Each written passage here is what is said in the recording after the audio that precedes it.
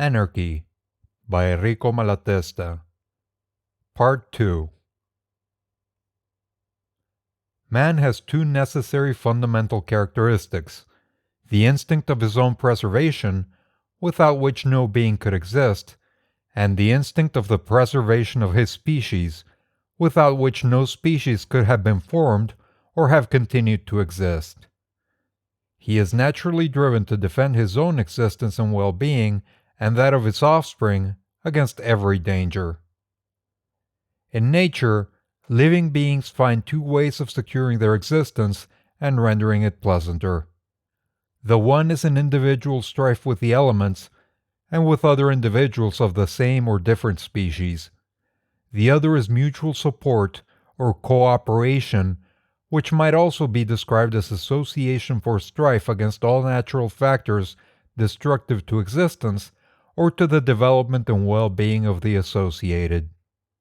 We do not need to investigate in these pages, and we cannot, for lack of space, what respective proportions in the evolution of the organic world these two principles of strife and cooperation take.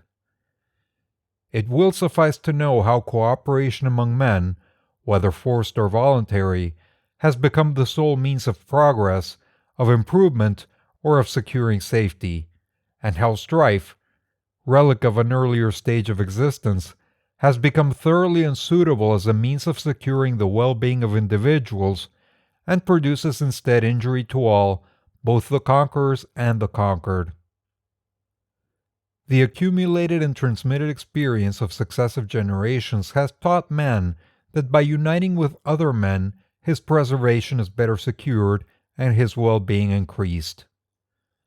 Thus, out of this same strife for existence, carried on against surrounding nature and against individuals of their own species, the social instinct has been developed among men and has completely transformed the conditions of their life. Through cooperation, man has been enabled to evolve out of animalism, has risen to great power, and elevated himself to such a degree above the other animals that metaphysical philosophers have believed it necessary to invent for him an immaterial and immortal soul. Many concurrent causes have contributed to the formation of this social instinct that, starting from the animal basis of this instinct for the preservation of the species, has now become so extended and so intense that it constitutes the essential element of man's moral nature. Man, however he evolved from inferior animal types, was a physically weak being, unarmed for the fight against carnivorous beasts. But he was possessed of a brain capable of great development and a vocal organ able to express the various cerebral vibrations by means of diverse sounds, and hands adapted to give the desired form to matter. He must have very soon felt the need and advantages of association with his fellows. Indeed, it may even be said that he could only rise out of animalism when he became social and had acquired the use of language, which is at the same time a consequence and a potent factor of sociability. The relatively scanty number of the human species rendered the strife for existence between man and man, even beyond the limits of association, less sharp, less continuous, and less necessary. At the same time, it must have greatly favored the development of sympathetic sentiments and have left time for the discovery and appreciation of the utility of mutual support. In short, social life became the necessary condition of man's existence in consequence of his capacity to modify his external surroundings and adapt them to his own wants, by the exercise of his primeval power in cooperation with a greater or less number of associates. His desires have multiplied with the means of satisfying them and have become needs. And division of labor has arisen from man's methodical use of nature for his own advantage. Therefore, as now evolved, man could not live apart from his fellows without falling back into a state of animalism. Through the refinement of sensibility, with the multiplication of social relationships, and through habit impressed on the species by hereditary transmission for thousands of centuries, this need of social life, This interchange of thought and of affection between man and man has become a mode of being necessary for our organism. It has become transformed into sympathy, friendship, and love, and subsists independently of the material advantages that association procures. So much is this the case that man will often face suffering of every kind, and even death, for the satisfaction of these sentiments. The fact is that a totally different character has been given to the strife for existence between man and between the inferior animals by the enormous advantages that association gives to man, by the fact that his physical powers are altogether disproportionate to his intellectual superiority over the beasts, so long as he remains isolated, by his possibility of associating with an ever-increasing number of individuals and of entering into more and more intricate and complex relationships until he reaches association with all humanity, and finally, perhaps more than all, by his ability to produce, working in cooperation with others, more than he needs to live upon. It is evident that these causes, together with the sentiments of affection derived from them, must give quite a peculiar character to the struggle for existence among human beings. Although it is now known, and the researches of modern naturalists bring us every day new proofs, that cooperation has played, and still plays, a most important part in the development of the organic world, nevertheless, the difference between the human struggle for existence and that of the inferior animals is enormous. It is in fact proportionate to the distance separating man from the other animals. And this is none the less true because of that Darwinian theory, which the bourgeois class have ridden to death, little suspecting the extent to which mutual cooperation has assisted in the development of the lower animals. The lower animals fight either individually, or, more often, in little permanent or transitory groups, against all nature, the other individuals of their own species included. Some of the more social animals, such as ants, bees, etc., associate together in the same anthill or beehive, but are at war with, or indifferent towards, other communities of their own species. Human strife with nature, on the contrary, tends always to broaden association among men, to unite their interests, and to develop each individual's sentiments of affection toward all others, so that united they may conquer and dominate the dangers of external nature by and for humanity. All strife directed towards obtaining advantages independently of other men, and in opposition to them, contradicts the social nature of modern man, and tends to lead it back to a more animal condition. Solidarity, that is, harmony of interests and sentiments, the sharing of each in the good of all, and of all in the good of each, is the state in which alone man can be true to his own nature and attain to the highest development and happiness. It is the aim towards which human development tends. It is the one great principle capable of reconciling all present antagonisms in society, otherwise irreconcilable. It causes the liberty of each to find not its limits, but its complement, the necessary condition of its continual existence, in the liberty of all. No man, says Michael Bakunin, can recognize his own human worth, nor in consequence realize his full development, if he does not recognize the worth of his fellow men, and in cooperation with them, realize his own development through them. No man can emancipate himself unless at the same time he emancipates those around him. My freedom is the freedom of all, for I am not really free, free not only in thought, but in deed, if my freedom and my right do not find their confirmation and sanction in the liberty and right of all men my equals. It matters much to me what all other men are, for however independent I may seem, or may believe myself to be, by virtue of my social position, whether as Pope, Tsar, Emperor, or Prime Minister, I am all the while the product of those who are the least among men. If those are ignorant, miserable, or enslaved, my existence is limited by their ignorance, misery, or slavery. I, though an intelligent and enlightened man, am made stupid by their stupidity. Though brave, I am enslaved by their slavery. Though rich, tremble before their poverty. Though privileged, grow pale at the thought of possible justice for them. I, who wish to be free, cannot be so, because around me are men who do not yet desire freedom, and, not desiring it, become, as opposed to me, the instruments of my oppression. Solidarity, then, is the condition in which man can attain the highest degree of security and of well-being. Therefore, egoism itself, that is, the exclusive consideration of individual interests, impels man in human society towards solidarity. Or rather, egoism and altruism, consideration of the interests of others, are united in this one sentiment, as the interests of the individual is one with the interests of society. However, man could not pass at once from animalism to humanity, from brutal strife between man and man to the collective strife of all mankind, united in one brotherhood of mutual aid against external nature. Guided by the advantages that association and the consequent division of labor offer, man evolved towards solidarity, but his evolution encountered an obstacle which led him, and still leads him, away from his aim. He discovered that he could realize the advantages of cooperation, at least up to a certain point, and for the material and primitive wants that then comprised all his needs, by making other men subject to himself, instead of associating on an equality with them.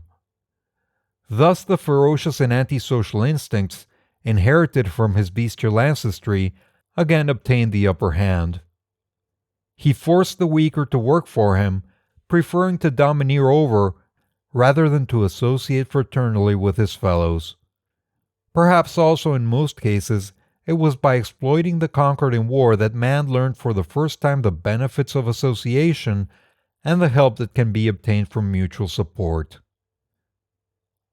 Thus it has come about that the establishment of the utility of cooperation, which ought to lead to the triumph of solidarity in all human concerns, has turned to the advantage of private property and of government. In other words, to the exploitation of the labor of the many for the sake of the privileged few. There has always been association and cooperation, without which human life would be impossible, but it has been cooperation imposed and regulated by the few in their own particular interest. From this fact arises a great contradiction with which the history of mankind is filled. On the one hand, we find the tendency to associate and fraternize for the purpose of conquering and adapting the external world to human needs, and for the satisfaction of the human affections, while, on the other hand, we see the tendency to divide into as many separate and hostile factions as there are different conditions of life. These factions are determined, for instance, by geographical and ethnological conditions, by differences in economic position, by privileges acquired by some and sought to be secured by others, or by suffering endured, with the ever-recurring desire to rebel. The principle of each for himself, that is, of war of all against all, has come in the course of time to complicate, lead astray, and paralyze the war of all combined against nature, for the common advantage of the human race, which could only be completely successful by acting on the principle of all for each and each for all.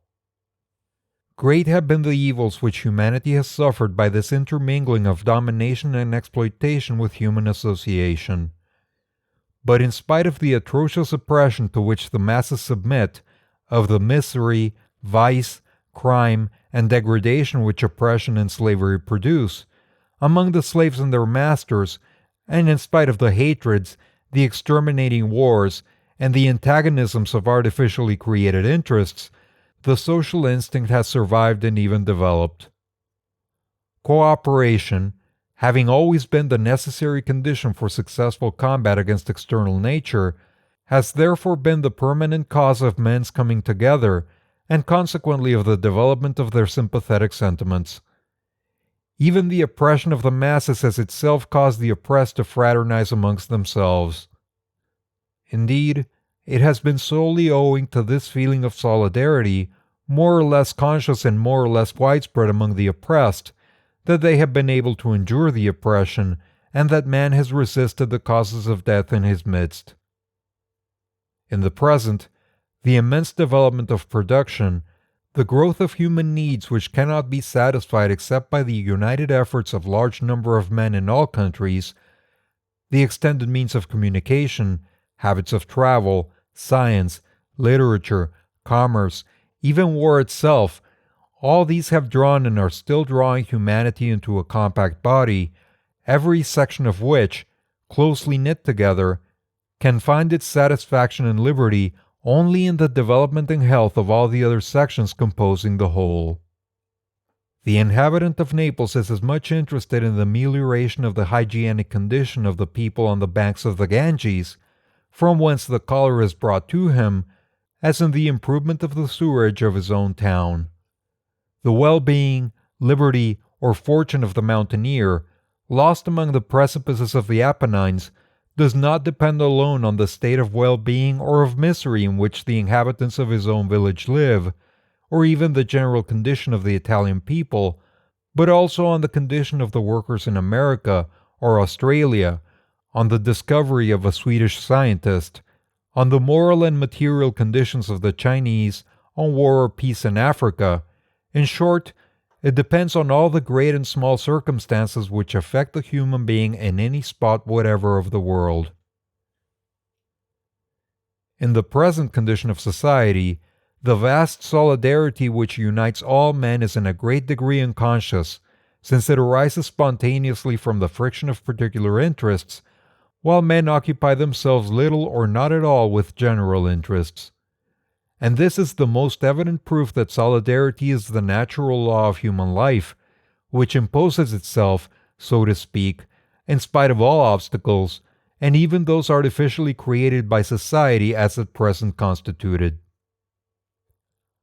On the other hand, the oppressed masses, never wholly resigned to oppression and misery, who today more than ever show themselves ardent for justice, liberty, and well-being, are beginning to understand that they cannot emancipate themselves except by uniting, through solidarity with all the oppressed and exploited over the whole world.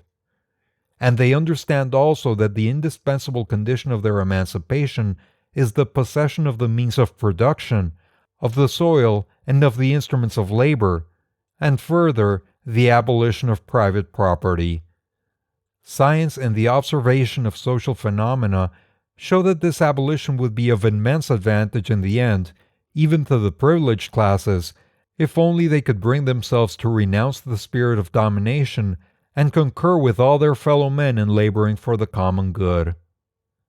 Now, should the oppressed masses someday refuse to work for their oppressors, should they take possession of the soil and the instruments of labor, and apply them for their own use and advantage, and that of all who work, should they no longer submit to the domination, either of brute force or economic privilege, should the spirit of human fellowship and the sentiment of human solidarity, strengthened by common interests, grow among the people, and put an end to strife between nations, then what ground would there be for the existence of a government? Private property abolished, government, which is its defender, must disappear. Should it survive, it would continually tend to reconstruct, under one form or another, a privileged and oppressive class. And the abolition of government does not, nor cannot, signify the doing away with human association. Far otherwise, for that cooperation which today is enforced and directed to the advantage of the few would be free and voluntary, directed to the advantage of all. Therefore, it would become more intense and efficacious. The social instinct and the sentiment of solidarity would develop to the highest degree, and every individual would do all in his power for the good of others, as much for the satisfaction of his own well-understood interests as for the gratification of his sympathetic sentiments. By the free association of all, A social organization would arise through the spontaneous grouping of men according to their needs and sympathies, from the low to the high, from the simple to the complex, starting from the more immediate to arrive at the more distant and general interests. This organization would have for its aim the greatest good and fullest liberty to all. It would embrace all humanity in one common brotherhood, and would be modified and improved as circumstances were modified and changed, according to the teachings of experience. This society of free men, this society of friends, would be anarchy.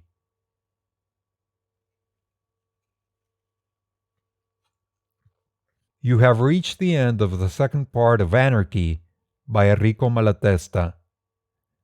Click on the links at the end of the video to go to the playlist or the next chapter if it is available yet. If you enjoy the content and would like to support the channel, please like and subscribe.